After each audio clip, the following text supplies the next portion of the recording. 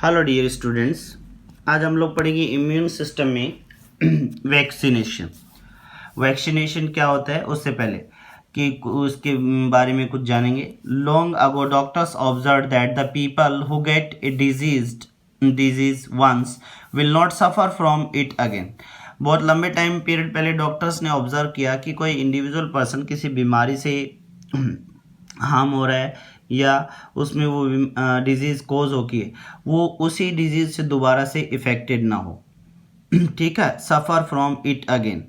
Bye this observation the concept of vaccination was developed. और इस चीज़ के लिए यानी किसी इंडिविजुअल को कोई डिजीज़ ग्रो कर गई है, वो उस डिजीज़ का दोबारा से उस इंडिविजुअल की बॉडी के अंदर ग्रोथ ना हो पाए, इसके लिए डॉक्टर्स ने बहुत लंबे टाइम पहले एक ऑब्जर्वेशन के बेस्ड पे एक कॉन्सेप्ट दिया था। उसको हम लोग क्या बोल सकते हैं, first the concept is developed is known as the vaccination.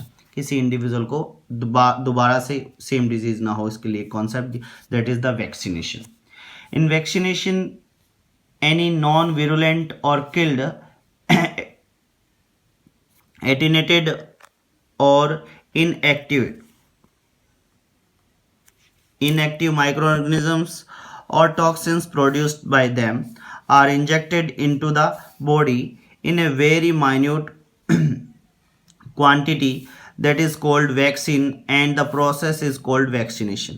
vaccination में क्या होता है, एनी नॉन विरुलेंट और किल्ड। नॉन विरुलेंट से मतलब क्या होता है, जो इन्फेक्शन ना कॉज करे, और किल्ड मारा हुआ, और इनएक्टिव बोल सकते हैं, इनएक्टिव माइक्रो ऑर्गेनिज्म, ठीक है, और या फिर उससे प्रोड्यूस कोई जो टॉक्सिन है वो, ठीक है, आर इंजेक्ट किया जाता है बॉडी के अंदर बहुत ही कम मात्रा में। वेरी माइन्यूट का मतलब बहुत कम मात्रा, दैट इज कोल्ड। और वो केमिकल कंपोजिशन जो किसी किल्ड या फिर नॉन विरुलेंट या इनएक्टिव माइक्रो ऑर्गेनिज्म से बॉडी से आइसोलेट किया गया टॉक्सिक बहुत कम मात्रा में किसी इंडिविजुअल की बॉडी के अंदर अगर इंट्रोड्यूस करवाया जाता है, उसको हम लोग क्या बोलते हैं, वैक्सीन बोलते हैं। और इस प्रोसेस को किसी बॉडी के अंदर इस केमिकल कंपोजिशन को इंट्रोड्यूस करना जो किसी माइक्रो ऑर्गेनिज्म से आइसोलेट किया गया था, जो क्या था, डिजीज कॉज करने वाला था, उसी की बॉडी से isolate, that is called, the process is called vaccination and the chemical या toxin is known as vaccine. In this way the body produces memory cell. और जब हम लोग इस चीज़ को हम लोग क्या कर दें, इंट्रोड्यूस कर देते हैं, तो बॉडी के अंदर क्या हो जाता है कि मीन्स मेमोरी सेल्स प्रोड्यूस हो जाती है, जिसके बारे में हम लोग पहले डिस्कस कर चुके हैं, सेल्फ और non cells. And at the time when the antigen enter into the body the antibodies are produced against it. और मेमोरी सेल्स क्या करती है, जब ये पैथोजन दोबारा से बॉडी के अंदर एंटर करेगा तो उस एंटीजन के अगेंस्ट क्या बना लेती हैं, एंटीबॉडीज बना लेती हैं, और क्या कर लेंगी, due to help of the memory cells की हेल्प से, और एंटीबॉडी बना लेंगी तो वो डिजीज ग्रो नहीं है। The first vaccine made by Edward Jenner, ये इंपॉर्टेंट है कि फर्स्ट वैक्सीन किसने बनाई थी, एडवर्ड जेनर ने बनाई थी 1796 में। By he use the cowpox vaccine on the boy named James Phipps for pox. क्या है, फर्स्ट वैक्सीन बनाई थी एडवर्ड जेनर ने 1796 के अंदर, और इसको इन्होंने यूज़ लिया था काउ पॉक्स के लिए। और जिस इंडिविजुअल पर्सन के ऊपर इसको यूज़ लिया गया था या इंट्रोड्यूस किया गया था फर्स्टली, उसका नाम था जेम्स फिप्स, ठीक है, पॉक्स के लिए। Edward Jenner is the father of vaccination, और इसलिए एडवर्ड जेनर को क्या बोला जाता है, फादर ऑफ वैक्सीनेशन बोल सकते हैं। फिर एक डायग्रामेटिक रिप्रेजेंटेशन देख सकते हैं हम लोग, जिससे स्टेप वाइज बता सकते हैं कि कितने टाइम पीरियड के अंदर क्या होता है, ग्राफिकल मैनर में कि कैसे कैसे ये ग्रोथ करता है। Protective activity by the vaccination and the availability of the antibodies and number of T cells, ठीक है। तो ये डेज दे रखे हैं। फर्स्ट इन्फेक्शन, ये फर्स्ट इन्फेक्शन हुआ, ठीक है, और फर्स्ट इन्फेक्शन 7, 14, 21 डेज तक है, टाइम डेज है, ठीक है, ये टाइम डेज दे रखा है। तो ये फर्स्ट इन्फेक्शन है, और ये क्या है, रिकरेंट इन्फेक्शन ईयर के लिए बता रखा है। ये फर्स्ट इन्फेक्शन है, टाइम डेज है 7, 14, 21, 28, 35, 40, ठीक है।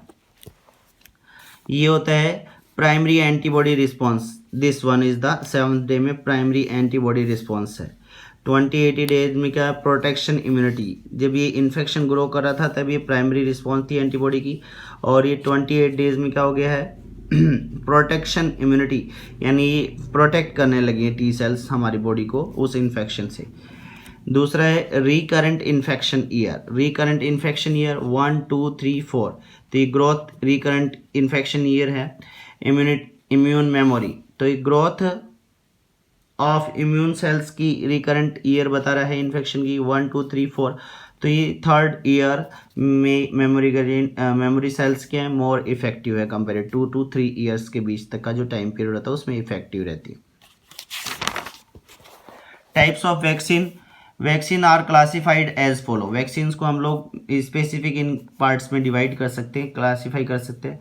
लाइव, डायलेटेड और एटेन्यूएटेड वैक्सीन्स, लाइव, डायलेटेड और attenuated vaccines. For the protection of this type of vaccine pathogenic virus are cultured by tissue culture और embryo culture method such as chicken embryo. इस disease के इस vaccine के लिए हम लोग क्या करते हैं, पैथोजेनिक वायरस को कल्चर करवाते हैं टिश्यू कल्चर से या एम्ब्रियोनिक कल्चर मेथड से, जैसे चिकन एम्ब्रियो को ग्रो कराया, due to which the replication of quality of virus in human is lost, but human immune system can identify the virus।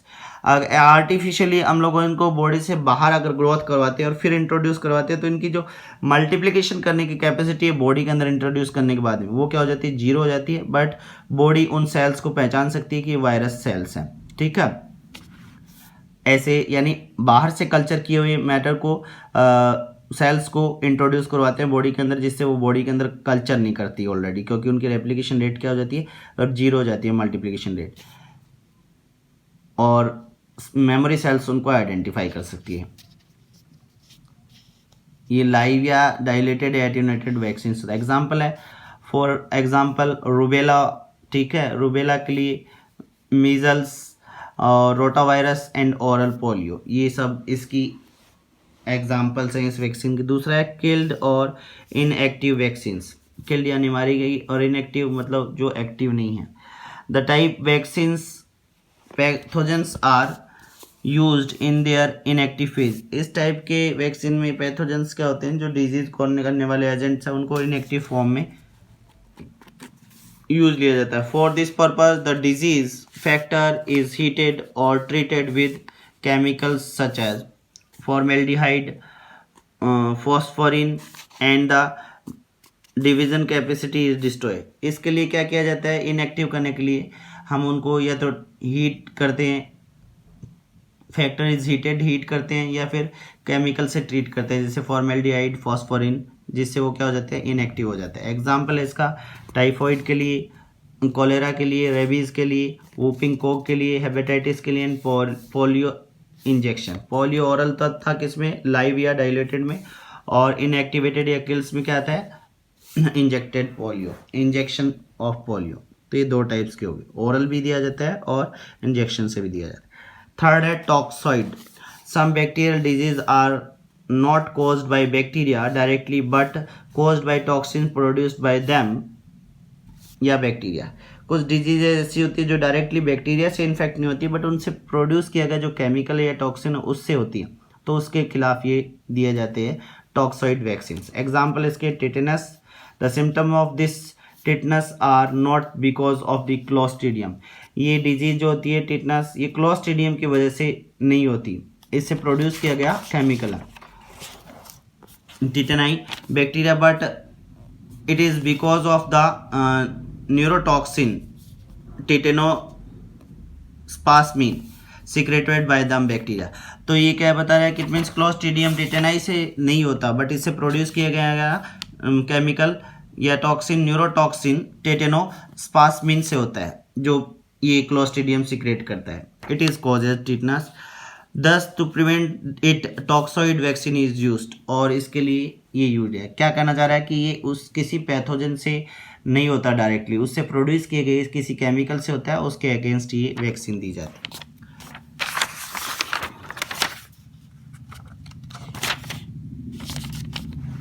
टॉक्सियोइड vaccine is made up of the harmless by physical and chemical process. इसको कैसे बनाया जाता है? Harmless, जो हानि ना पहुंचा सकती, फिजिकल और केमिकल प्रोसेस से बनाते हैं, but it's immunogenicity is maintain. But इस प्रोसेस से, फिजिकल और केमिकल प्रोसेसिंग से इसकी इम्यूनोजेनेसिटी के ऊपर, यानी इसकी इम्यून पावर के ऊपर, इम्यून प्रोवाइड कराने वाली पोटेंशियल के ऊपर कोई इफेक्ट नहीं होता।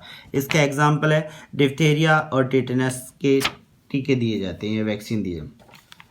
Recombinant and unit vaccine, 4 type है, recombinant and unit vaccine. The vaccine are made up by the combining of separate components. ये कैसे रिकम्बाइंड लिख रहा है का मतलब किसी चीज़ को कंबाइन करके बनाया जाए, separate 2 components. The cover pieces of bacteria are used in them. अब इसमें क्या लिया जाता है कि बैक्टीरिया की बॉडी के ऊपर जो कवरिंग होती है उसको यूज़ करते हैं, ठीक है। कैप्सूल बोल सकते हो, कोट बोल सकते हैं। The cover is attach to the carrier protein chemically. ये कैरियर ये किससे अटैच रहता है? कैरियर प्रोटीन, जो इसका जेनेटिक मटेरियल उससे होता है, उससे डायरेक्टली अटैच्ड रहता है। This combination is used as a vaccine.